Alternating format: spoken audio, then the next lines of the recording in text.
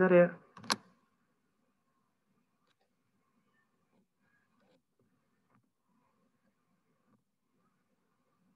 Maaf.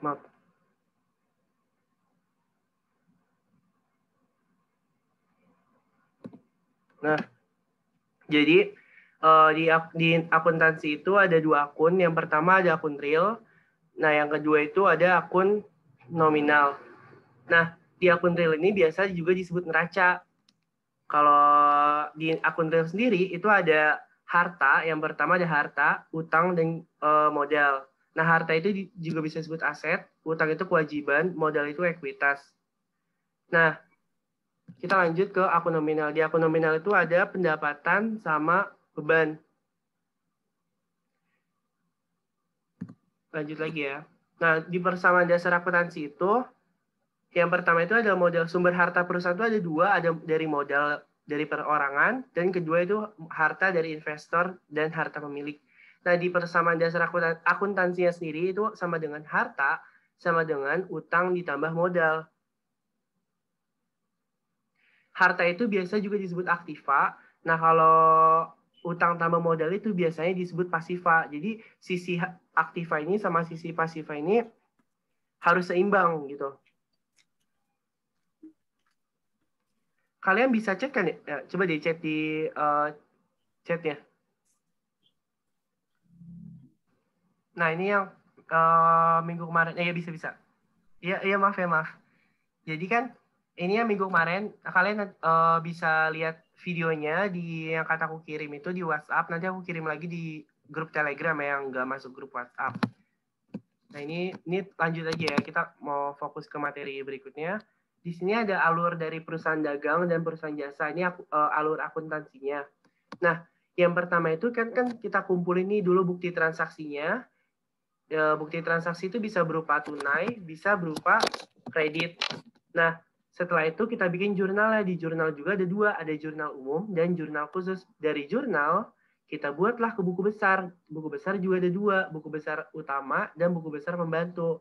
Baru dari buku besar kita ke neraca saldo, lalu ke AJP, kertas kerja, laporan keuangan, baru jurnal penutup. Habis dibuat jurnal penutupnya, jangan lupa di neraca sisa setelah penutupan, baru ke jurnal pembalik. Nah, jurnal pembalik ini sifatnya opsional ya. Ini buat membalik dari jurnal penutup, kebalikan dari jurnal penutup. Nah, ini yang minggu kemarin aku jelasin. Kalau ini tuh penting banget di materi akuntansi. Jadi ada nama akun itu ada harta, utang, modal, pendapatan, beban, privo. Nah, di 6 teratas ini nih cuma ada di maksudnya ada di perusahaan dagang dan ada di perusahaan jasa. Nah, kalau yang penjualan, retur penjualan, potongan penjualan, pembelian, retur pembelian, dan potongan pembelian ini cuma ada di perusahaan dagang, karena cuma perusahaan dagang doang. Nanti ada akun gitu penjualan barang, pembelian barang. Nah, kalau di perusahaan jasa ini nggak ada penjualannya, penjualan barangnya berapa, retur penjualannya berapa, potongan penjualannya berapa. Nah, terus dan salah satu yang harus dihafal itu sisi debit atau sisi kreditnya. Misalkan harta kalau bertambah itu di sisi debit. Kalau berkurang ya sisi kredit, kebalikannya bertambah di sisi debit, berkurang di sisi kredit. Nah, kalau utang itu bertambahnya dia di sisi kredit, berkurangnya di sisi debit. Modal juga gitu, kredit debit, pendapatan kredit debit, baru beban debit kredit. Kenapa beban debit kredit? Karena kalau bebannya bertambah, kan itu dia beban bertambah itu kan sisi debit. Sedangkan beban itu mengurangi modal ya. Modal itu kan kalau bertambah itu di sisi kredit kan. Kalau mengurangi modal berarti si beban ini mengurangi modal berarti di sisi debit gitu. Jadi ini pendapatan beban itu seolah kayak turunan dari modal gitu. Kalau pendapatan searah sama modal ya, kalau pendapatan bertambah itu di sisi kredit, kalau pendapatan berkurang itu sisi debit. Nah, sampai situ dulu hafal kan ya? Udah keinget yang minggu kemarin atau gimana? Di chat aja kalau nggak bisa di unmute.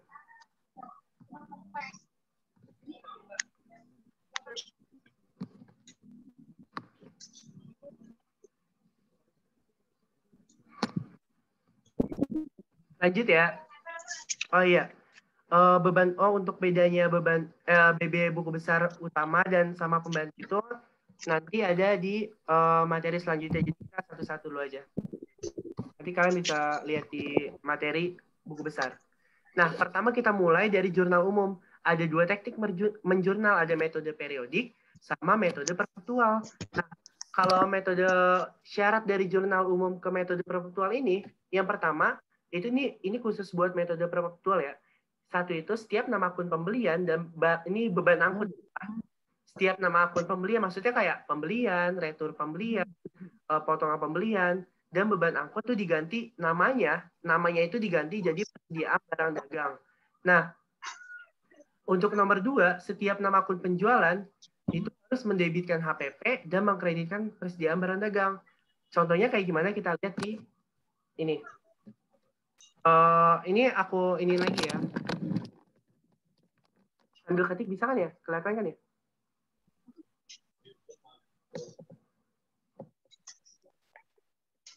Jadi kan kemarin dia ketik tapi aku hilangin lagi.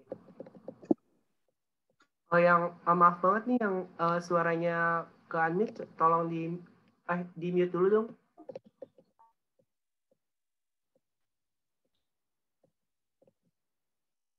Benar ya?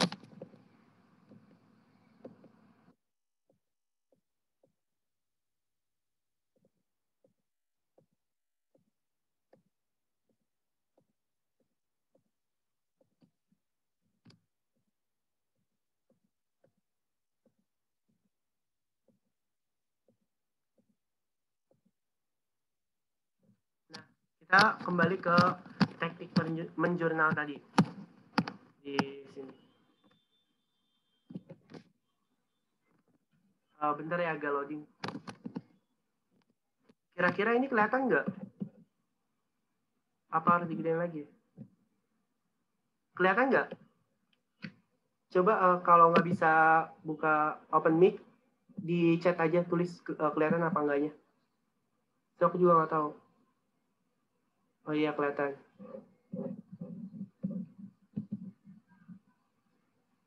Maaf banget.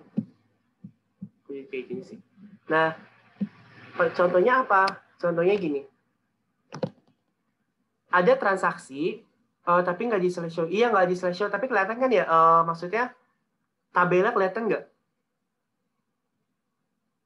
Tinggal di zoom. Nah, udah gini. Kelihatan ya? Ya. Lanjut ya.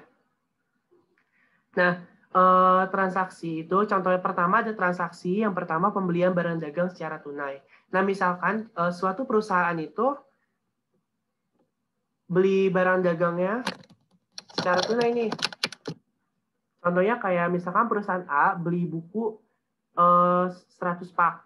100 pak, satu paknya itu misalkan 10 ribu nah misalkan contoh. Berarti kalau 100 pak itu 1 juta kan. Nah, kita tulis pembelian barang dagang secara tunai, berarti dia itu belinya secara tunai nih, beli bukunya itu secara tunai. Nah, kita tulis di sini di metode periodik berarti gimana? Pembelian buku 100 pak itu ditulis 1 juta. 1 juta.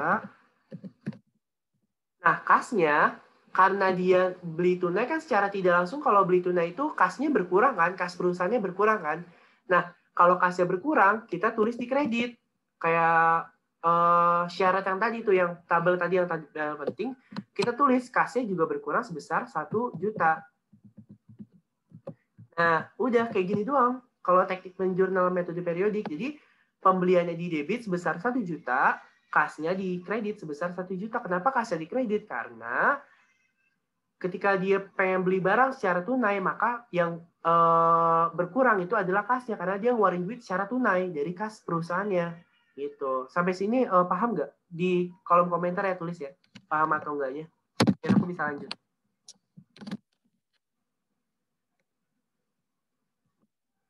Paham ya, lanjut ya. Kira-kira kecepatan nggak? Kalau kecepatan bilang aja ya.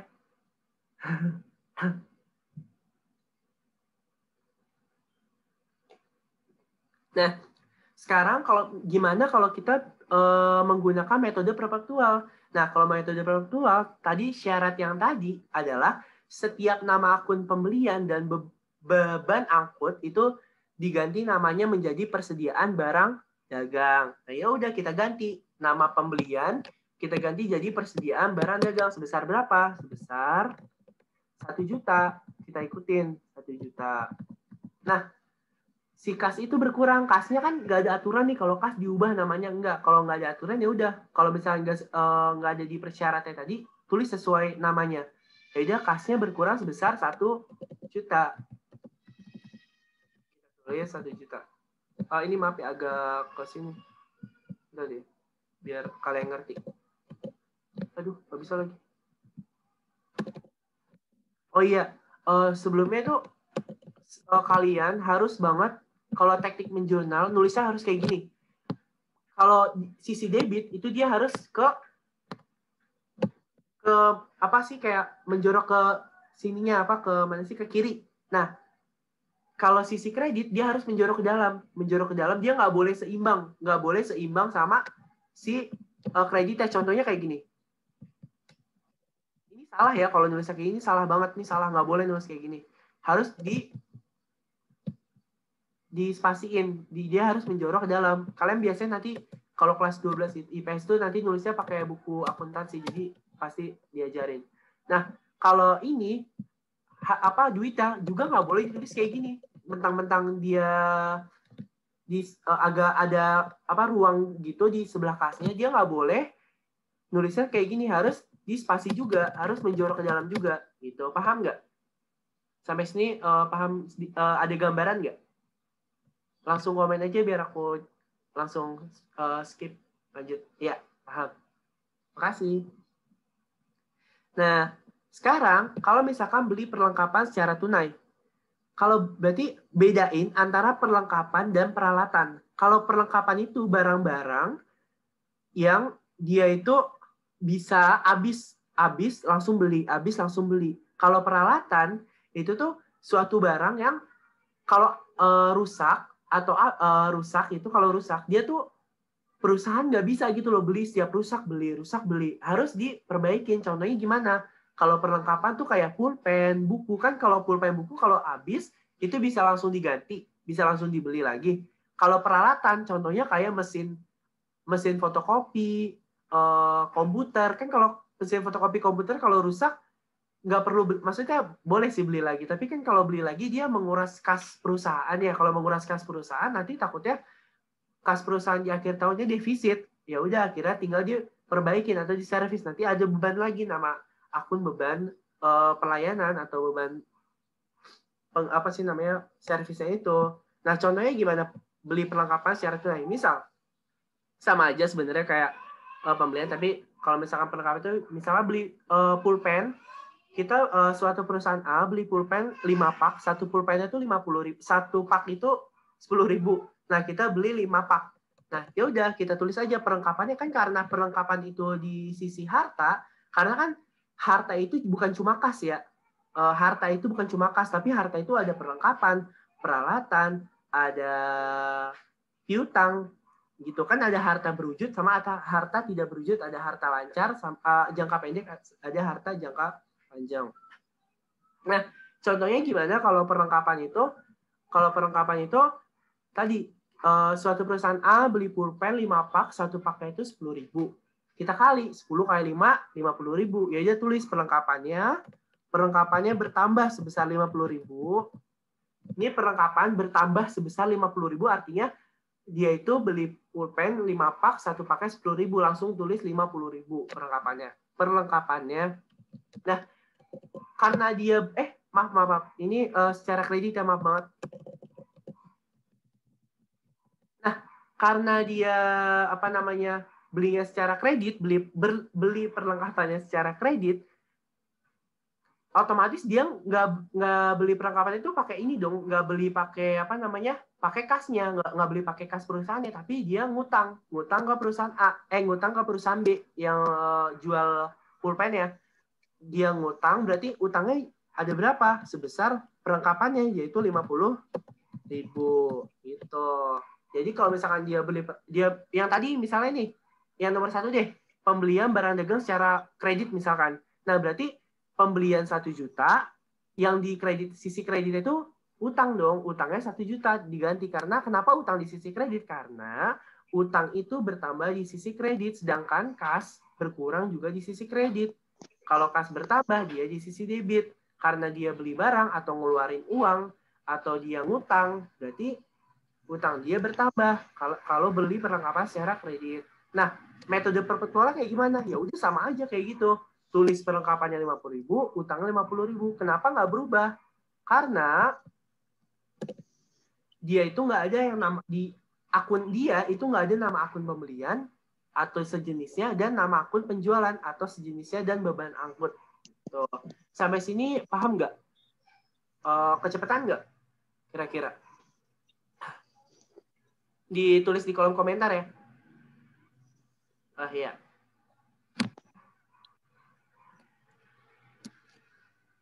Aku lanjut ya. Nah, sekarang gini. Kita beli peralatan tunai. Ini tunai, tapi dengan diskon. Nah, kalau beli peralatan tunai dengan diskon, berarti ntar ada potongan pembelian dong. Kan dia beli peralatan tunai, tapi ada diskon. Berarti ada potongannya, ada potongan harganya. Ya udah tulis dulu. Misalkan dia tadi beli peralatan mesin fotokopi, misalkan mesin fotokopi itu 10 juta. Ya udah tulis, beli peralatan. Ini peralatan itu tulis semuanya, maksudnya tulis harga sebenarnya ya. Berarti kan harga sebenarnya 10 juta nih. Harga apa namanya? Mesin fotokopi. Nah, kasnya berkurang berapa? Berkurang setelah dikurangi sama potongan pembelian. Misalkan potongan pembeliannya 10%. Ada diskon 10% nih. Kalau beli mesin fotokopi, ya udah tulis 10% dari 10 juta berapa? 1 juta kan? 1 juta. Ini 1 juta itu potongan pembeliannya ya. Kita harus tulis potongan pembeliannya. Nah, kasnya kita tulis berapa? Kasnya tulis setelah dikurangin, ya udah 10 juta dikurangin 1 juta, yaitu 9 juta. Ingat ya, sisi debit sama sisi kredit itu harus seimbang atau balance. Nah, ini kan peralatan sisi debit kan. Peralatan bertambah sebesar 10 juta, berarti debitnya 10 juta. Sisi kreditnya ada kas sama potongan pembelian. Kasnya berapa? Kasnya 9 juta, potongan pembeliannya 1 juta. 9 tambah 1, 10 juta. Gitu. Nah, sekarang kalau misalkan yang ditanya metode perpetual, ya udah tulis peralatan berapa? Peralatan 10 juta. Peralatan namanya nggak berubah ya karena dia bukan nama akun pembelian. Nah, kasnya tetap nama kas. Kasnya berkurang 9 juta. Nah, potongan pembelian kita ganti namanya jadi persediaan barang dagang. Sebesar berapa? Sebesar 1 juta. Gitu. Sampai sini udah mulai tergambar gak? Kayak apa namanya? Cara menggunakan metode perpetual kalau nama akun pembelian. Di komen ya, tulis di komen ya. Biar aku bisa lanjut. Oh, kenapa nggak pembelian? Nah, sebenarnya bisa sih, bisa. Pembelian bisa. Tapi kalau misalkan dengan konteks dia, kan dia perusahaan jasa ya. Nggak juga sih. Bisa, sebenarnya bisa. Pembelian bisa. Bisa diubah peralatan atau pembelian. Tapi kalau misalkan nanti konteksnya itu perusahaan jasa, kayak cukur rambut, misalnya cukur rambut beli hair dryer atau apa gitu. Nah, tapi itu nggak boleh ditulis pembelian, harus ditulis peralatan. Gitu. Kalau dia konteksnya perusahaan dagang, nah dia itu harus ditulis, bisa ditulis pembelian, bisa ditulis peralatan. Gitu. Paham nggak TR? Kalau paham, tulis di kolom komentar ya. Biar nggak ganggu yang lain kalau di mute. Maaf ya, ini aku soalnya lagi pilek, jadi suaranya agak gini. Nah, lanjut ya. Kita udah agak ngerti nih sama metode periodik, metode perpetual. Pasti kalian bisa dong ngerjain yang bawahnya. Dikembalikan barang dagang yang telah dibeli secara kredit karena rusak. Nah, kan gini nih. Dia beli barang. Si perusahaan A itu beli barang dagang ke perusahaan B. Nah, dia itu beli barang dagangnya tunai, kredit nih. Dia beli barang dagang secara kredit atau bahasa kasarnya ngutang. Nah, tapi setelah dia pakai atau setelah nyampe barangnya, ternyata rusak. Ya udah, namanya retur pembelian, berarti barangnya dikembaliin. Gitu, barangnya dibalikin ke perusahaan si yang jual ini. Jadi gini, misalkan dia itu kan punya utang. Oh, ini deh yang kita kembali ke A. Misalkan iya. B, ini aja deh, yang B misalkan B aja karena kan dia ngutang tuh. Nah, dia beli perlengkapan 50.000. Utangnya 50.000, ini kemurahan gak sih? Nggak apa-apa. Dia beli perlengkapan 50.000, utangnya 50.000. Nah, karena barang yang dia beli rusak, misalkan kan dia tadi beli 5 pak kan, 5 pak, 1 paknya 10.000. Ternyata 2 pak pulpennya itu rusak. 2 pak itu berarti 20.000 kan?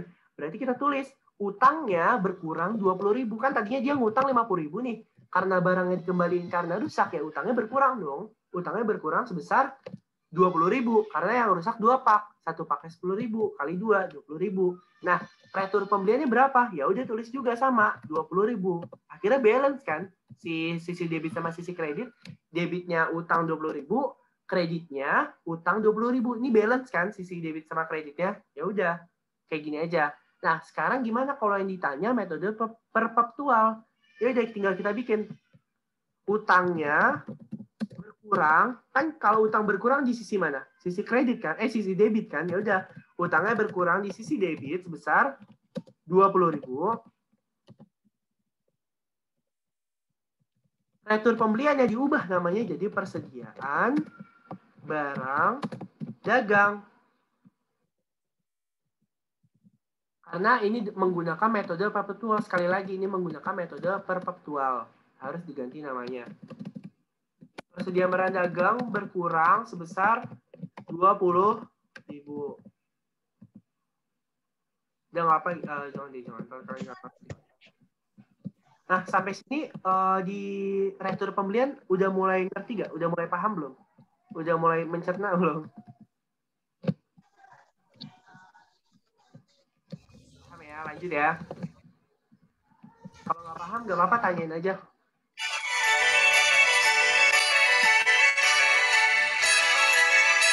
Ini tolong di mute dong, maaf. Nah, selanjutnya, yang mana? Bagian mana, Dennis? Bagian mana? Kalau boleh tahu bagian mananya, Dennis? Biar aku ulang.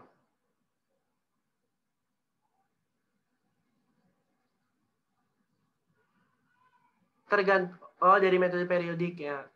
Belvan, taruh ya sebentar. Dennis dulu.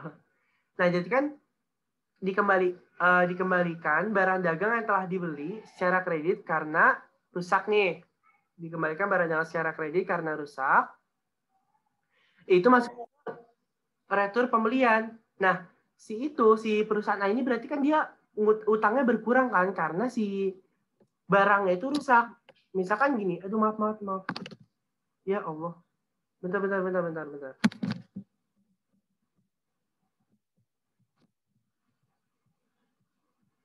Nah, sebentar ya. Maaf keganggu. Aduh.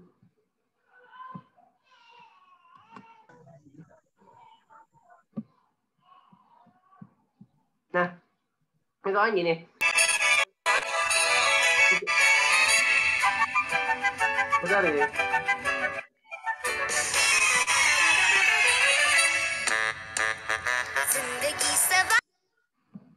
Nah, dikeluarkan. Sebentar, maaf banget.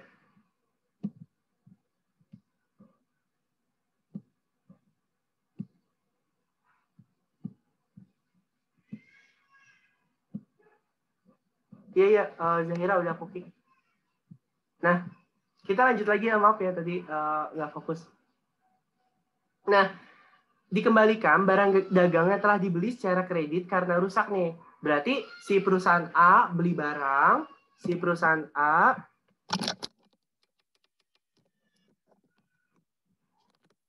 perusahaan A beli barang, tapi barangnya itu rusak. Dia beli dari perusahaan B. Ya udah, itu namanya retur pembelian karena si perusahaan A kan ngebeli barang nih, tapi barangnya rusak. Ya udah dia kembaliin dong. Dia kan nggak mau rugi. Akhirnya dia kembaliin ke perusahaan B. Ya udah, berarti namanya retur pembelian. Nah, karena misalkan contohnya gini yang tadi, dia beli pulpen 5 pak, satu paknya 10.000. Nah, dia ngutang nih, dia kredit nih, dia ya gitu ngutang kredit. Nah, pas nyampe barangnya ternyata 2 pak rusak, 2 pak pulpen rusak. Ya udah, berarti 2 pak pulpen itu 20.000 kan? Satu paknya kan 10.000. Bentar.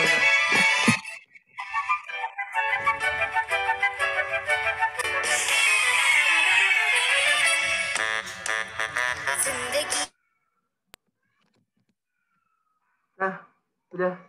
Maaf banget, aduh keringetan. Nah, kalau. Nah, kita lanjut ya. Maaf tadi ganggu. Nah, kan tadi dia ngutang nih, utangnya berkurang karena dia ngeretur kan, ngeretur pembelian. Nah, ya udah utangnya berkurang 2 pak, itu sebesar 20.000. Satu paknya kan 10.000, 2 pak berarti 20.000. Utangnya berkurang. Kalau utang berkurang di mana? Utang berkurang di debit. Nah, udah kita tulis utang di debit sebesar 20.000. Terus apanya lagi nih yang di sisi kredit? Karena kan harus balance kan. Nah, yang di sisi kredit itu ada retur pembelian. Retur pembelian itu sebesar 20.000 di sisi kredit karena dia itu ngembaliin barang, karena kalau di syaratnya itu di syarat mutlak retur pembelian itu bertambah di sisi kredit, kalau retur pembelian berkurang di sisi debit gitu. Nah, ya udah gini, kita lanjutkan. Udah nih utang, udah gini aja, utang 20.000 sisi debit, retur pembelian 20.000 sisi debit. Nah, sekarang ke metode perpetual. Tadi si Belva nanya kenapa apa tadi yang dimetode itu harus selalu persediaan barang dagang. Nah, sebenarnya metode perpetual itu emang kayak gitu. Setiap nama akun pembelian itu harus diganti namanya jadi persediaan barang dagang. Entah itu pembelian, retur pembelian, potongan pembelian, atau beban angkut. Nah, setiap nama akun penjualan itu harus menambahkan tadi apa tuh? Lupa kan aku juga. Setiap nama akun penjualan itu harus mendebitkan HPP dan mengkreditkan persediaan barang dagang. Jadi nama akun penjual itu dihapus ya, jadi digantikan dengan mendebitkan HPP dan mengkreditkan persediaan barang dagang gitu. Nah, karena metode perpetual, jadi kita tinggal ganti nih nama retur pembelian dengan persediaan barang dagang. Nah, sampai sini Belva paham nggak kira-kira? Dan siapa tadi si Denisa, kira-kira paham nggak? Ya. Sekarang kita lanjut ya. Misalkan penjualan barang dagang secara tunai. Misalkan yang tadi dia ngejual, ini bisa dihapus gak? Siapa sih? Siapa sih yang coret? Bentar, aku hapus dah. Nah, penjualan barang dagang secara tunai. Nah, si perusahaan A itu ngejual barang kan, ngejual barang dagang. Dia secara tunai nih, dia ngejualnya secara tunai. Dia misalkan tadi ngejual mesin fotokopi sebesar 50 juta. Tadi ya 10 juta, 10 juta. Nah, ya udah, tinggal kita masukin karena dia tunai, berarti kasnya dia masukkan, dia uangnya itu uang dari perusahaan yang beli mesin fotokopinya masuk ke perusahaan dia kan. Ya udah tulis kasnya berapa? Kasnya 10 juta. Ini debit bertambah nih kasnya sebesar 10 juta. Nah, kreditnya penjualan dia bertambah di sisi kredit sebesar 10 juta. Nah, balance kan kayak gini. Aduh. Nah, kalau kayak gini balance kan, ini metode periodik atau metode fisiknya. Dia balance, udah sisi debitnya 10 juta, kas, sisi kreditnya 10 juta penjualan di sisi kredit. Nah, sampai sini udah mulai paham belum sama akun penjualan? Ditulis aja ya di kolom komentar, di fitur chat. Paham ya? Sekarang kita ke metode perpetual. Nah, gimana sih penjualan barang dagang biar dia nantinya balance? Kita tulis apa? Kas. Kas tetap kita tulis karena kas nggak berubah. Kas besar 10 juta. Maaf. 10 juta. Sebenarnya nggak usah kayak gini. Maaf. Karena setiap nama akun penjualan dia berarti kalau misalkan diubah ke metode perpetual itu langsung aja diubah. HPP-nya berapa? HPP itu harga pokok penjualan atau harga pokok produksi bisa kita mendebitkan 10 juta. Nah, yang bawahnya itu mengkreditkan persediaan barang dagang.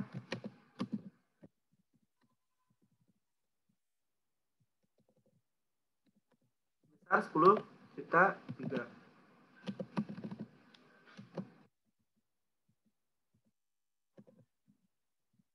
Oh, ini biar tapi susah ya.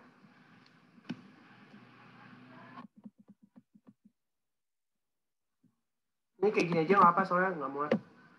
Nah, kira-kira sampai sini paham nggak sama metode perpetualnya?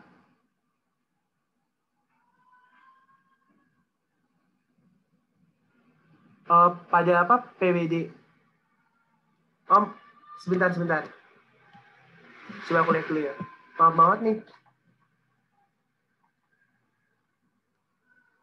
Nah, iya. Di buku wangsit juga ada. Nah, berarti kalau kayak gini, biar dia seimbang kan kalau misalkan kita nulis kas doang, kalau kas doang berarti kan misalkan kasnya 10 juta nih. Berarti dia nggak seimbang dong sama sisi mana? Sisi kredit. Yaitu selain kita nulis kas 10 juta, si siapa namanya penjualannya juga ada kan? Baru jenis HPP. HPP itu kan ntar bisa dibalik atau HPP kas atau kas HPP, nggak apa.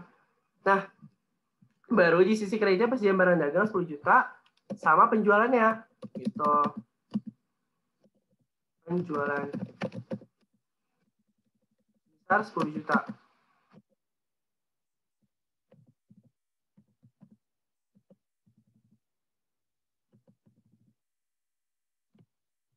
Nah, kira-kira betul kan nih Cahya Tias? Kira-kira ada yang mau ditanyain nggak? Atau masih bingung?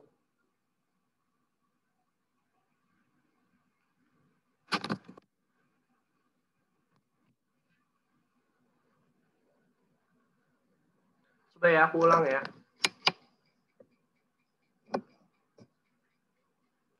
Iya, APP itu,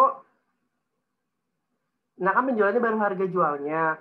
Kan emang HPP itu kan harga asli. Harga asli kan, kan karena harga pokok penjualannya 10 juta, kasnya kan 10 juta juga kan, kasnya masuk 10 juta. Nah, kan karena kita syaratnya itu harus mendebitkan HPP dan mengkreditkan penjualan, berarti tulis HPP-nya 10 juta, kasnya 10 juta. Baru ntar di sisi kreditnya, persediaan barang dagang 10 juta, penjualannya 10 juta, gitu. Iya. Ya nggak apa. Nah, berarti metode perpetual kayak gini semua ya, berarti tinggal dia nambahin HPP sama nambahin persediaan barang dagang. Sekarang kita fokusnya ke metode periodik aja. Jadi gini, ada penjualan barang dagang secara kredit. Dia itu kan dia ngejual barang nih, si perusahaan A ngejual barang dagang secara kredit, tapi dia piutang. Masuknya ke akun piutang karena dia kredit kan si perusahaan. Misal gini, perusahaan A jual tadi jual mesin fotokopi secara kredit ke perusahaan B. Nah, karena kalau misalkan gini, perusahaan A ngutang ke perusahaan A beli barang kredit ke perusahaan B berarti dia ngutang. Berarti namanya utang. Kalau misalkan perusahaan A jual barang ke perusahaan B tapi kredit berarti namanya piutang. Gitu. Jadi kebalikannya utang dan piutang. Nah, kita tulis deh akun piutangnya nambah kan. Akun piutang nambah berapa? 10 juta. Akun penjualannya nambah 10 juta karena kan akun penjualan kan dia penjualan kan ya, penjualan. Nah, berarti dia harus menuliskan akun penjualan juga sebesar 10 juta. 10 juta. Kalian tuh hasil dari penjualannya itu selain piutangnya nambah 10 juta, penjualannya juga nambah 10 juta. Kalau misalkan dia belinya secara tunai kayak tadi, berarti yang nambah itu kasnya, bukan piutang gitu. Itu gampangnya sih. Kalau perusahaan A ngejual barang dengan kredit ke perusahaan B. Sampai sini paham nggak yang masalah penjualan barang dengan secara kredit?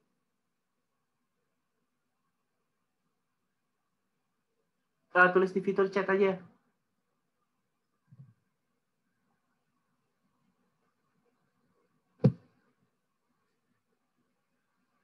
Oh iya.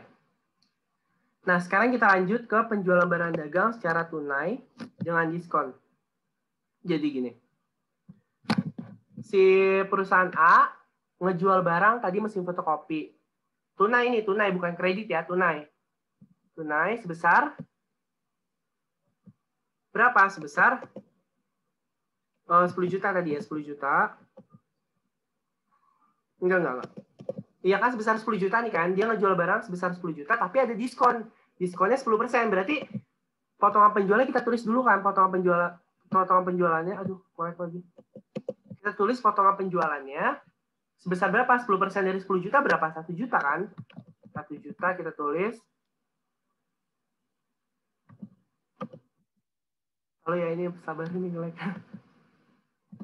Nah, kasnya bertambah 9 juta kan. Kas perusahaan ini bertambah karena dia ngejual barang tapi diskon. Makanya 10 juta dikurang 1 juta sama dengan 9 juta. Ingat ya, kalau diskon berarti harus tulis apa yang emang harganya gitu loh. Maksudnya apa yang emang udah dikurang atau belum gitu. Harus biar nanti hasil di akhir tahun pencatatan akuntansinya balance. Nah, penjualannya kita tetap tulis 10 juta karena penjualan itu nggak ngaruh kan, dia nggak ditulis 9 juta atau 1 juta, tapi ditulisnya 10 juta karena dia nama akun penjualan. Gitu. Sampai sini masalah ini paham nggak? Dia ngejual barang tunai tapi ada diskonnya. Kalau nggak paham, ini aja komen. Nggak apa. Aduh, ngelag lagi. Ya. Kira-kira paham nggak? Tolong dong di fitur chatnya. Biar aku bisa lanjut.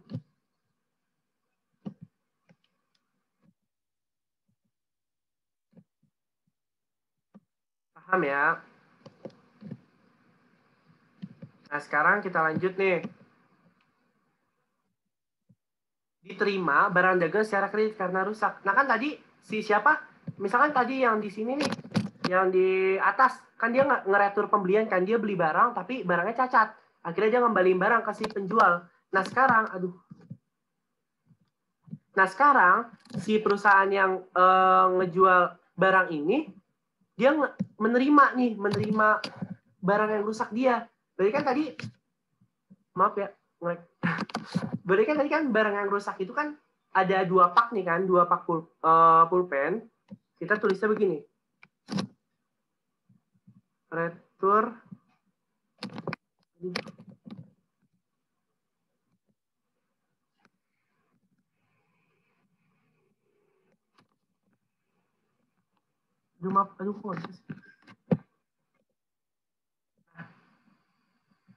dia ngeretur penjualan sebesar berapa? 20.000. Dia menerima si retur ini, retur dari pembeli sebesar 20.000. Karena dia siapa namanya pembeli itu ngutang, kan belinya ngutang. Nah, si penjualnya juga dia ngasihnya kredit, ngasih penjualan barangnya, berarti kan waktu itu akunnya kan piutang kan, akun yang pertama piutang, tapi setelah barangnya rusak, ya udah piutangnya si dia nih, si perusahaan A ini yang ngejual barang itu berkurang berapa? Sebesar 20.000. Nah, udah gini aja, ntar metode perpetual tinggal tambahin HPP sama persediaan barang dagang. Kira-kira di penjualan akun penjualan ini paham nggak? Yang tentang utang, piutang gitu. Biar aku bisa lanjut. Kalau kalian komen di fitur chat aja.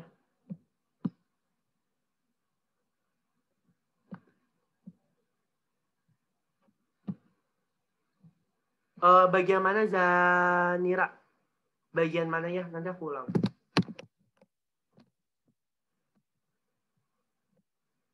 Bagian mananya?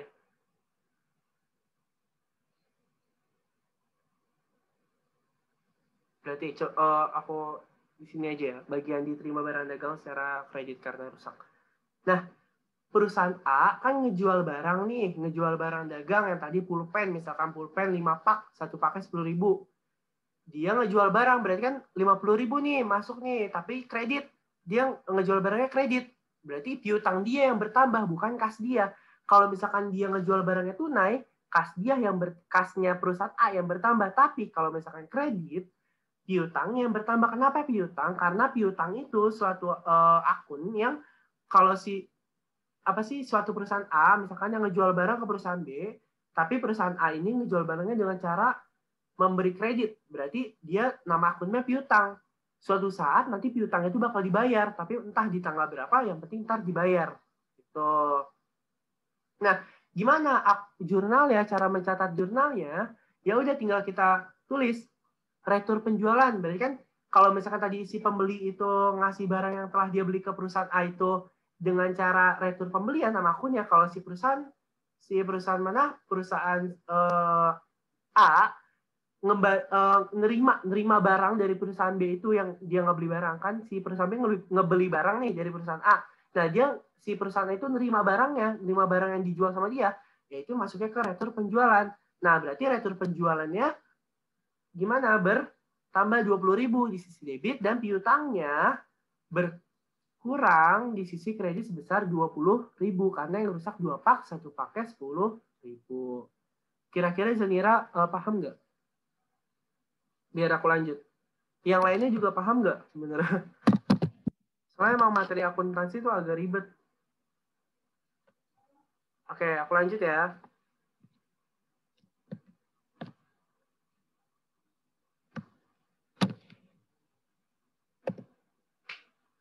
Nah, kan tadi ada yang namanya jurnal umum, sama ada yang namanya jurnal khusus.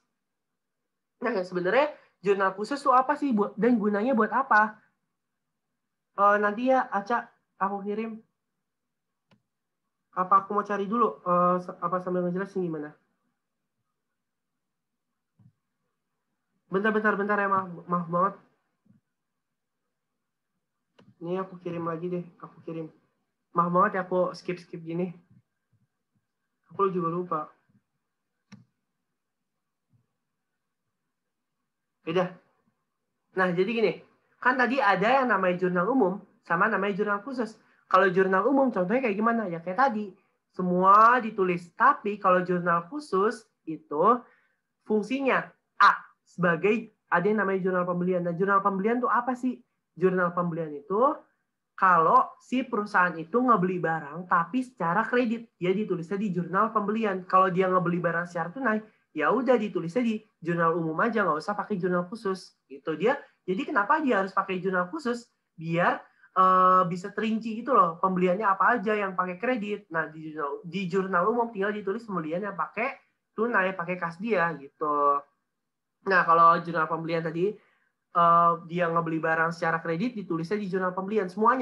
Kalau dia semua ngebeli barang, peralatan lah, perlengkapan lah, ditulis ditulis di jurnal pembelian. Ini secara kredit ya, ingat secara kredit. Kalau secara tunai ditulisnya di jurnal umum. Nah, yang kedua itu ada jurnal pengeluaran kas. Jurnal pengeluaran kas itu sebenarnya bisa di jurnal khusus juga. Nah, ini jurnal pengeluaran kas dia ngebeli barang tapi secara tunai. Kan tadi pembelian kredit, pengeluaran kas tunai, atau bisa juga dipakai jurnal umum yang kayak tadi. Nggak harus kalau misalkan tunai itu nggak boleh pakai jurnal pembelian, harus pakai jurnal pengeluaran kas, kalau nggak jurnal umum gitu. Nah, kalau jurnal penjualan dia ngejual barang secara kredit kayak tadi yang piutang. Kalau jurnal penerimaan kas itu kebalikannya, dia ngejual barang tapi secara tunai, ditulisnya di penerimaan kas gitu. Sampai sini paham nggak sama jurnal khusus? Kalau nggak paham tanyain aja ya.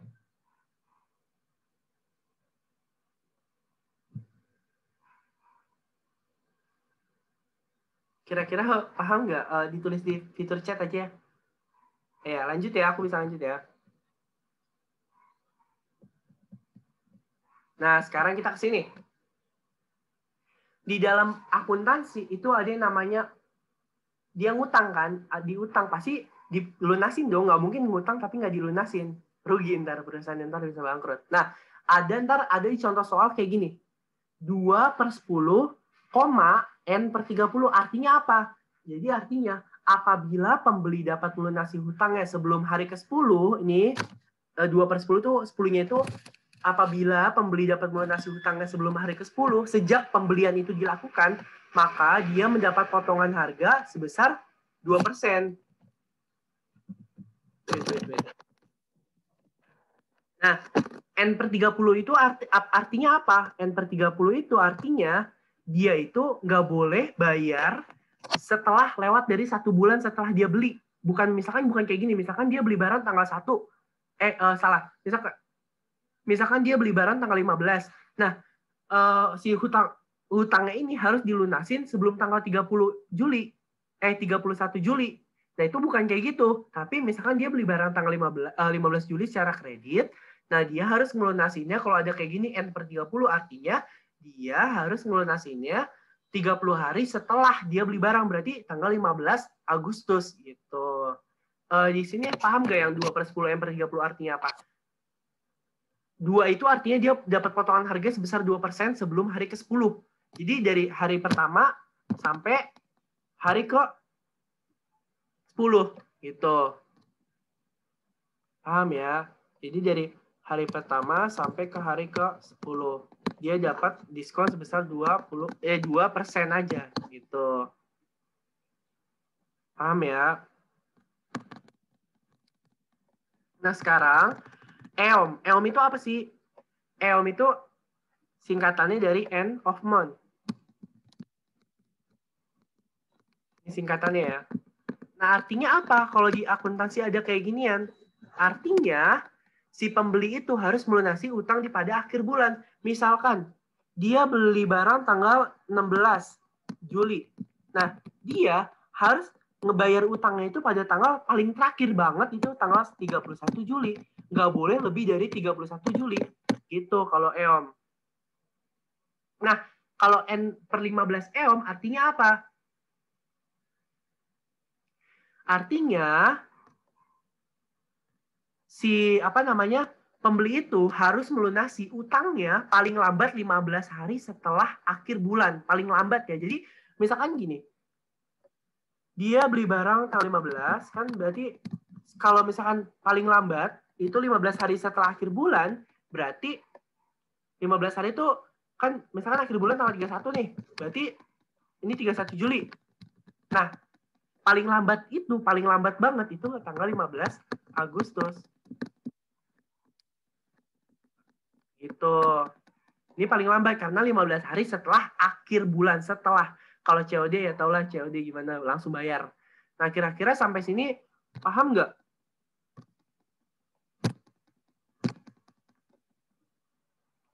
Tulis di fitur chat ya. Kalau misalkan paham atau nggak paham atau mau nanya lagi, bisa ditulis fitur chat.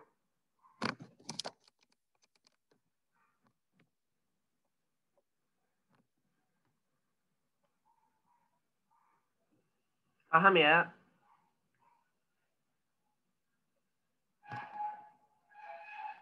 Paham. Kita lanjut ke slide berikutnya.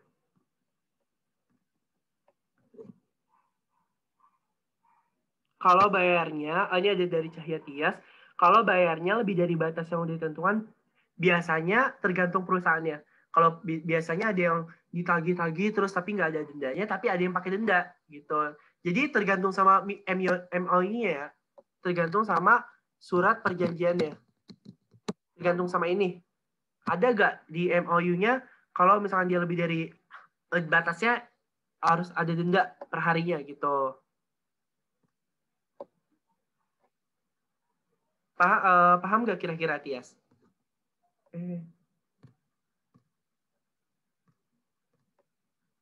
Paham ya, lanjut ya. Nah, lanjut. Jadi ada 2 metode pengiriman barang.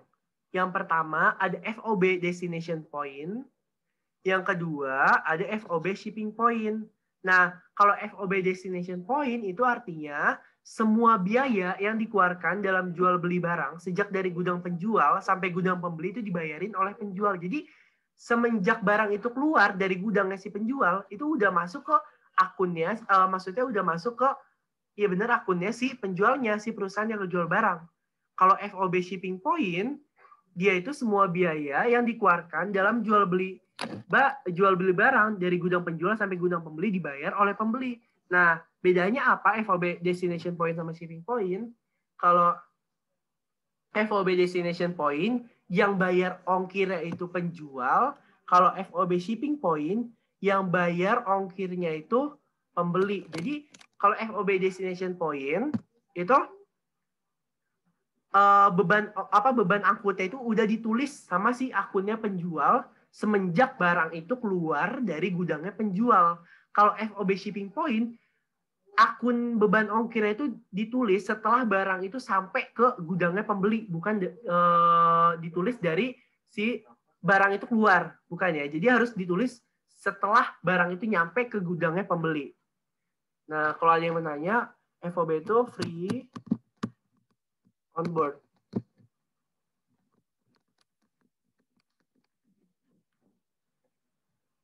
Nah, kira-kira sampai sini paham nggak? Kira-kira sampai sini paham nggak? Tolong ditulis di fitur chat ya biar aku bisa lanjut. Paham ya? Harus banget diinget FOB destination point sama FOB shipping point.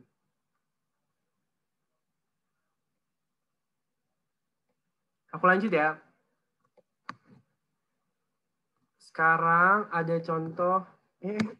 Belum aku ini lagi hapus.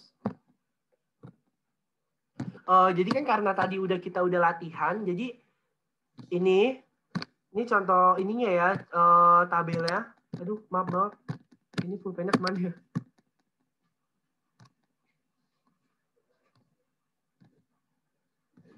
Ih, kok hilang sih? Nah, contohnya gini.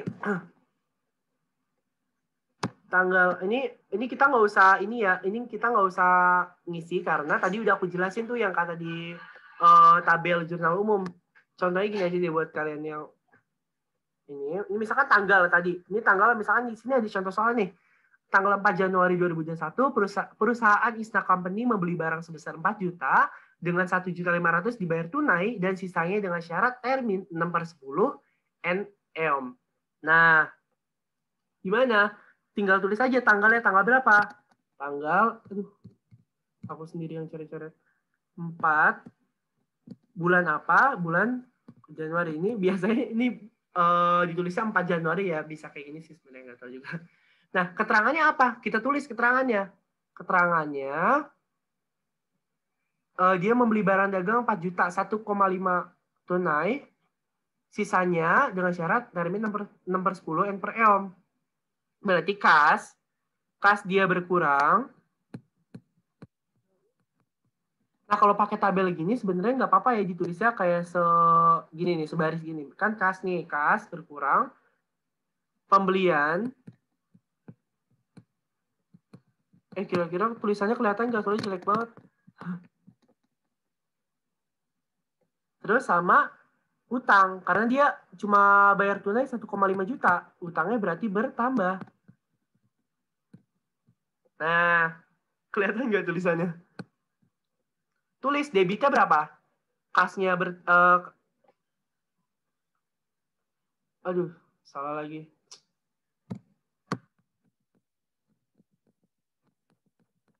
Bentar aku ini dulu. Maaf banget. Perusahaan Isna Company membeli barang sebesar 4 juta, berarti utang dia bertambah. Kalau utang bertambah di mana? Jawab dong, sama tahu kalian lupa. Kalau utang bertambah di mana? Kredit. Berarti pembelian, ya. Kok bisa sih? Pembelian sebesar 4 juta di sisi debit kan? Pembelian bertambah sisi debit sebesar 4 juta. Kita tulis nominalnya. 4 juta. Nah, kas kita berkurang sebesar 1,5 juta. Kas kita berkurang 1,5 juta. Ini bisa ya digabung kayak gini. Jadi tulis di sisi kredit. Berarti sisi sebelah sini. Maaf ya ini keluar-keluar kayak gini. Nah, utang kita bertambah. Kalau bertambah utang sisi kredit. Siapa tuh yang tadi jawab? Cahya, benar Cahya. Nah, berarti bertambahnya berapa ya? Udah tinggal 4 juta dikurang 1,5 berarti 2,5 juta ini. Udah kan? Kayak gini udah nih dia sisi debitnya sama dengan sisi kredit. Gitu. Kira-kira paham nggak sampai sini? Kenapa bisa nulisnya kayak gini atau gimana? Tanyain aja. Ref itu bisa diisi, bisa enggak ya? Yang lain dong selain Cahya Tias, kalian paham nggak sebenarnya? Biar aku bisa ulang kalau kalian nggak ngerti. Bentar ya, aku minum dulu.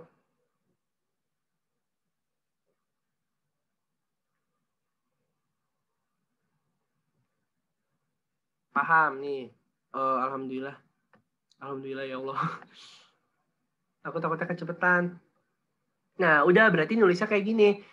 Nah, sekarang aku tanya kalian. Ini artinya apa? 6/10 N per eom.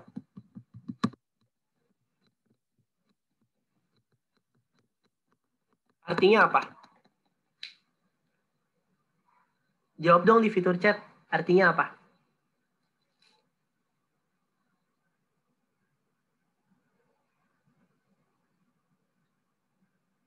Ya, nggak ada yang jawab. Jawab dong di fitur chat. Artinya apa? 6/10, N per eom. Nggak apa-apa salah. Karena kan masih belajar juga. Kita sama-sama belajar. Kan aku juga lagi belajar. Kalian juga lagi belajar.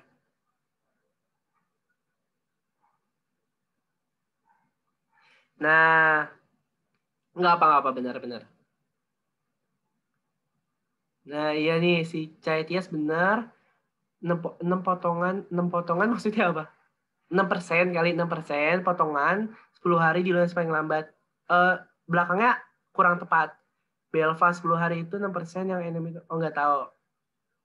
Jadi gini. 6/10. 6/10 kan artinya sebelum tanggal apa sebelum maksudnya setelah 10 hari dia ngelunasin utangnya si Isna ini ngelunasin utangnya sebelum 10 hari itu setelah dia beli dia dapat diskon 6%. Artinya gini, kalau terkecoh sama kata-kataku. Kan dia belinya tanggal 4 nih. Belinya tanggal 4. Ya berarti selama kalau dia ngelunasin utangnya dari tanggal 4 sampai tanggal 14 apa tuh? Itu apa sih? Ya nggak kelihatan lagi bulan.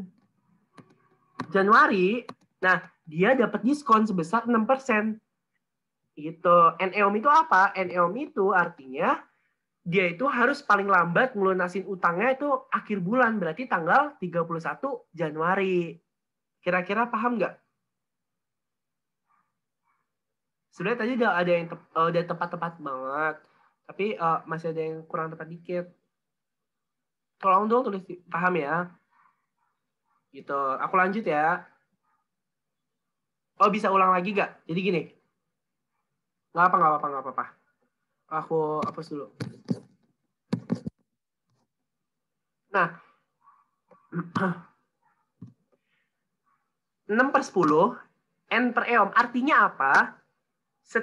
Kalau dia bayar utangnya sebelum 10 hari setelah dia beli barang, dia dapat diskon 6%.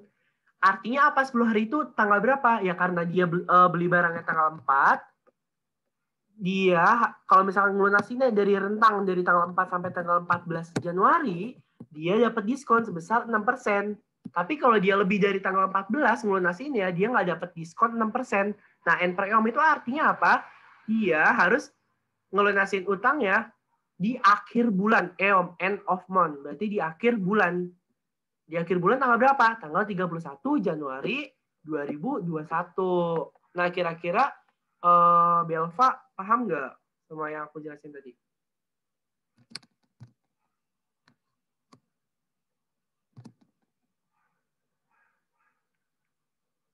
Paham ya?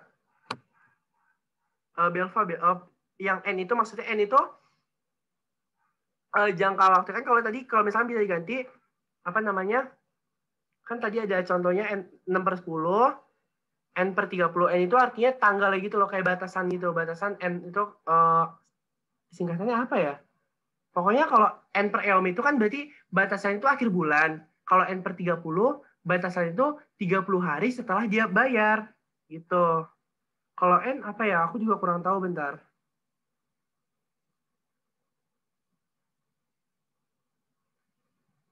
Kita juga sama-sama sambil belajar ya. Nggak ada juga. Pokoknya kayak gitu. Tinggal dihafal aja sih sebenarnya kalau N per eom berarti N of month. Nggak boleh. Harus N per eom atau N per 30. Karena kan udah nih, misalnya 30 udah tulis di sini, atau 31 udah tulis di sini. Jadi N itu nggak boleh diganti. N itu kayak nama lain dari apa sih namanya, kayak nomor fakturnya gitu. Gitu. Kira-kira paham nggak, Belva?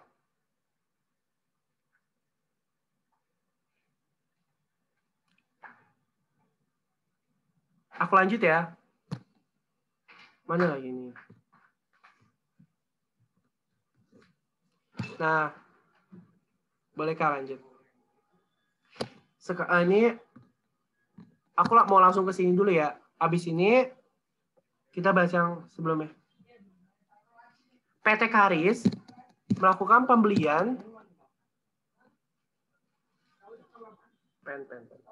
PT Karis melakukan pembelian barang dagang sebesar 36 juta dengan biaya angkut spotlight aja.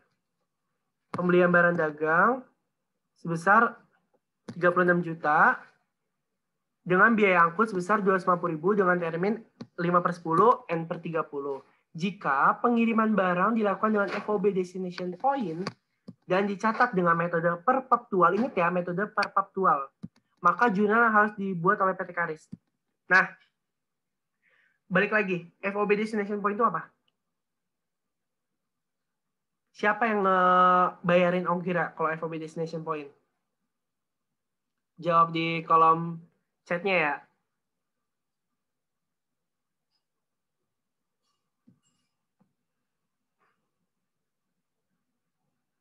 Dia tanggung jawab. Oh, benar-benar. Ih, gila, pintar-pintar semua. Nah, kalau FOB destination point berarti yang bayar itu penjual. Karena si PT Haris ini melakukan pembelian, berarti dia nggak usah bayar ongkir. Nggak usah nih, 250.000 nggak usah dibayar. Biar jadi tanggung jawab si penjual. Ya udah, kita tinggal tulis apa? Tinggal tulis, kita bikin metode, biar gampangnya kita bikin metode fisik atau metode periodiknya dulu ya. Berarti dia beli barang, pembelian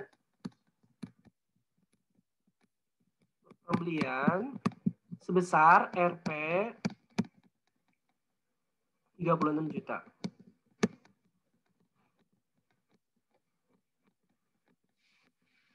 Nah, apa yang berkurang? Atau apa yang bertambah karena dia belinya secara kredit? Sebenarnya tanpa dikasih tahu sama paragrafnya, kan di paragrafnya nggak ada nih, dia beli barang secara kredit. Cuma ada 5 per 10 M per 30. Nah, artinya apa kalau 5 per 10 M per 30 ini? 5 per 10 M per 30 ini artinya dia itu beli barang secara kredit. Karena ini nomor fakturnya gitu, batas pembayarannya gitu. Betul banget nih si Deo sama Cahaya Tias. Zahra juga benar ada utang. Nah, berarti utangnya dong yang bertambah. Utang bertambah sebesar 36 juta. Nah, ini baru metode fisiknya atau metode periodiknya. Kalau metode perpetual gimana jadinya? Coba di kolom komentar. Apa yang diganti namanya? Ataukah utang ataukah pembelian yang diganti namanya?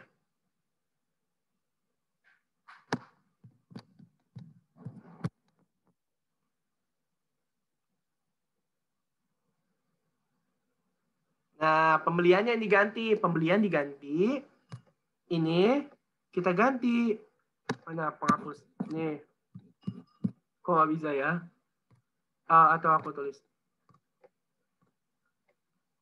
Kok nggak bisa dihapus sih? Bentar.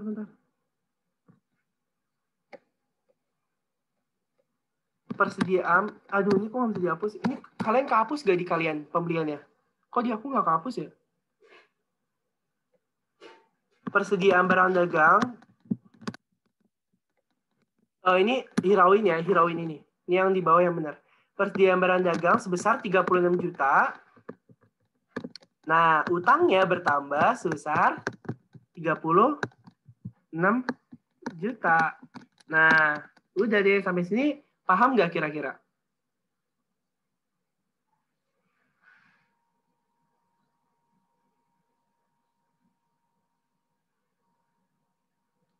Paham ya? Ini aku bisa pakai nama garing. Aduh, kok nggak bisa sih kehapus? Bentar ya, ini aku nggak bisa ngapusnya.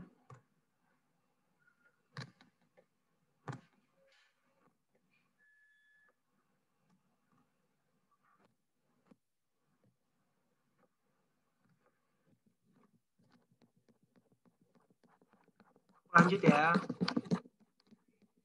Ini bisa. Maaf. Lanjut ya. Nah, untuk kita balik ke, karena aku pengen balik lagi, kita balik ke sini. Sini aja. Jadi, tanggal 1 Januari perusahaan Instant Company membeli barang dagang senilai 8 juta dengan termin 4/10 N/30. Kira-kira dia belinya dia ngutang atau kas atau tunai? Kira-kira dia ngutang apa tunai? Sambil jawab bareng-bareng ya. Nah, benar, utang. Berarti tanggal berapa? Tanggal 1 Januari. 1 Januari dia ngutang. Apa akun yang bertambah atau akun yang berkurang apa? Kan perusahaan Instant Company membeli barang dagang senilai 8 juta dengan termin 4/10 M/30. Kira-kira apa yang bertambah atau apa yang berkurang? Benar, pembelian bertambah. Pembelian bertambah sekitar berapa? Pembelian bertambah 8 juta. Utangnya bertambah 8 juta. Iya, utangnya bertambah 8 juta. Gitu. Udah kayak gini nulisnya. Udah. Nah, kira-kira paham nggak?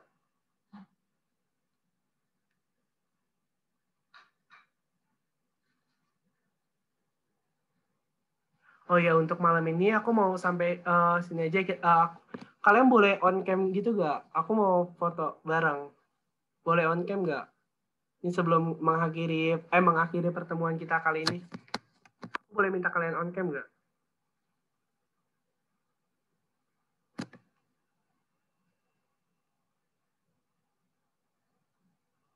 Aku end dulu ya PPT-nya ya.